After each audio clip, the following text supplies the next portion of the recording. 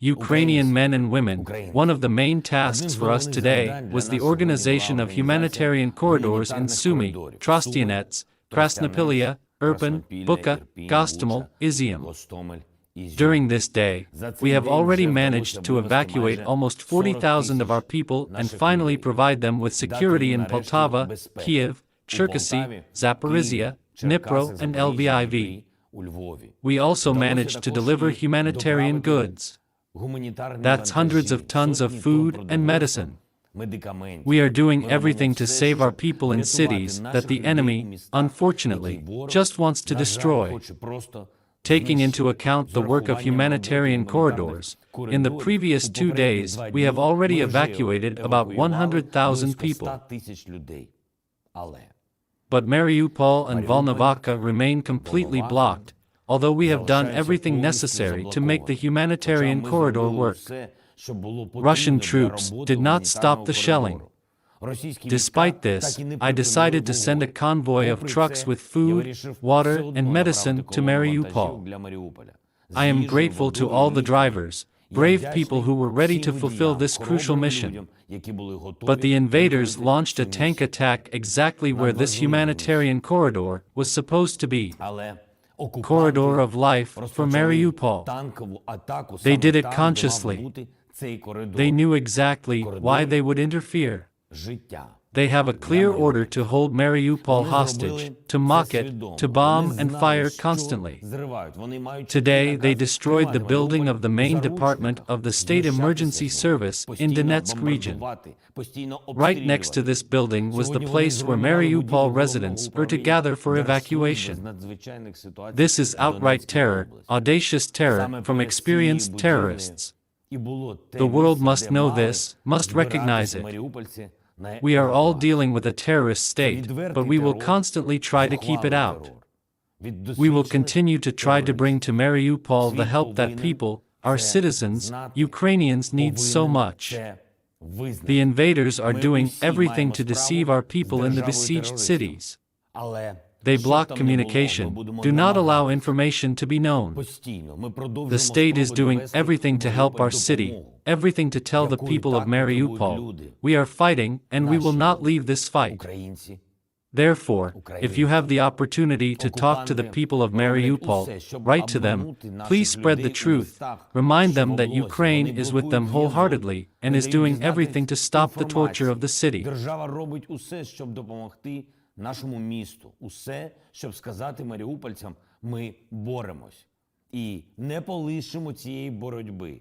Тому якщо ви маєте можливість говорити з маріупольцями, писати їм, поширюйте, будь ласка, правду. Нагадуйте їм, що Україна всім серцем з ними.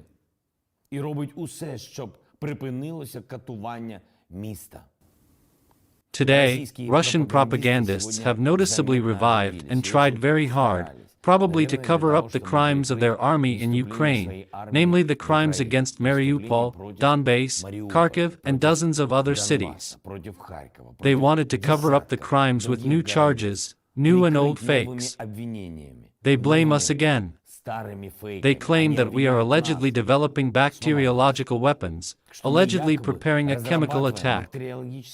I'm very worried about that, because we have repeatedly been convinced that if we want to know about Russia's plans, we need to look at what Russia is blaming others for.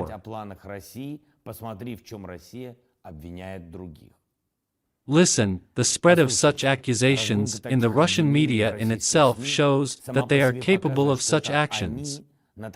The Russian military and intelligence services themselves show that they want this. They have already done such things in other countries. They did the same, that is, they announced it themselves, organized it themselves, complained themselves, and will do it again and again if they are not stopped.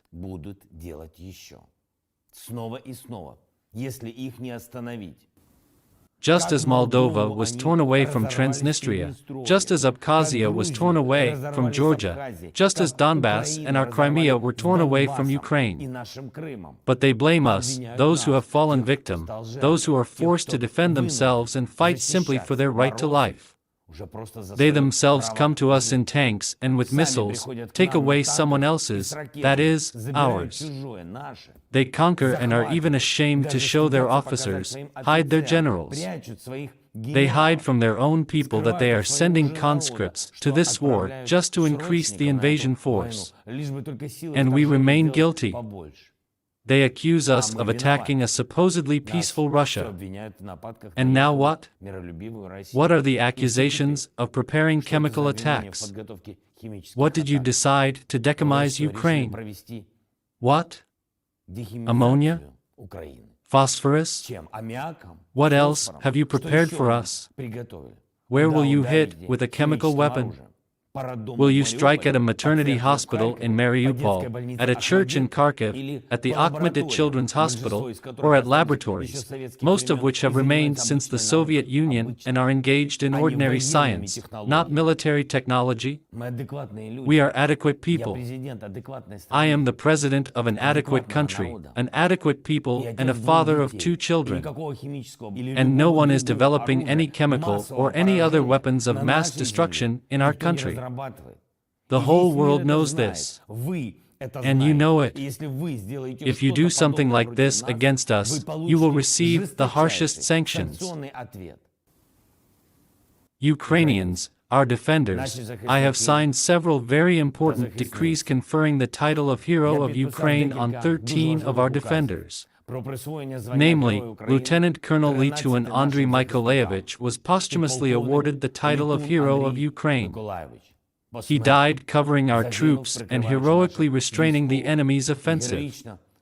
Captain Korpan Alexander Bogdanovich is also posthumously awarded this title. He saved our soldiers and civilian homes when he took the falling plane away from them.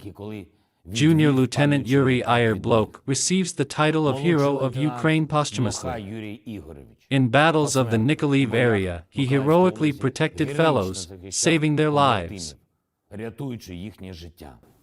We posthumously awarded the title of Hero of Ukraine and Senior Sergeant Ivashko Andriy Oleksandrovich, who personally provided information about the enemy's actions during the rocket attack at the cost of his own life.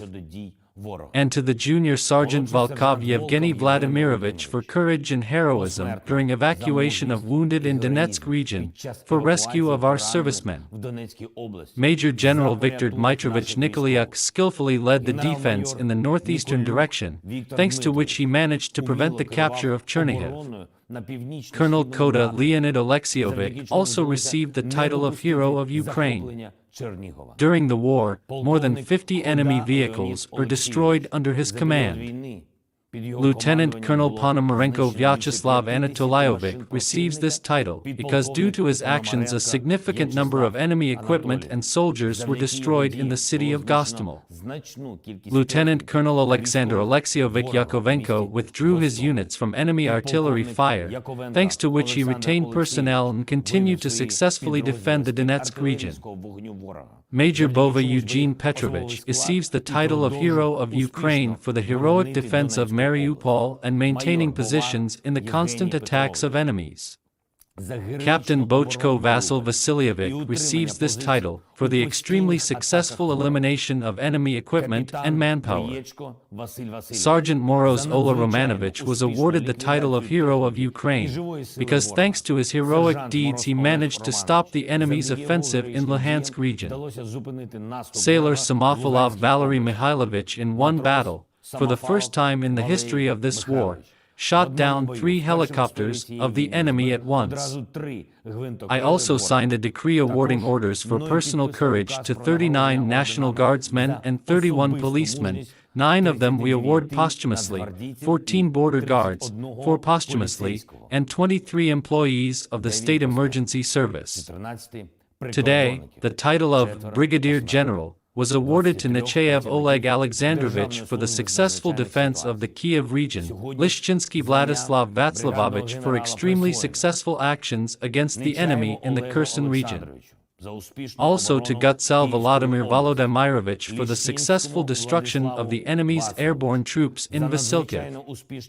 Demyanchik Kryary Petrovich is also awarded the title for successfully organizing the training of personnel for our military units.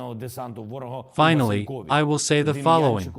Григорію Петровичу за успішну організацію підготовки особового складу для наших військових підрозділів. І наостанок. Discussions on Ukraine's future in the European Union continue today and tomorrow in Europe. I believe that our people, our state, our army have already done everything to make us want to be seen there among equals, to invite us there. This is the final exam for Europe. Among the leaders of the states there are those who support us, and there are those who support only themselves. But we see how the peoples of all these European countries treat us. And this is the main thing, because I know for sure that if the people themselves decided on our membership in the EU, they would definitely take the people of Ukraine. Today, when I see the support of the peoples of each country in the squares of European capitals, I know that the Ukrainian people are already in the European Union. And I'm sure politicians will be able to adjust.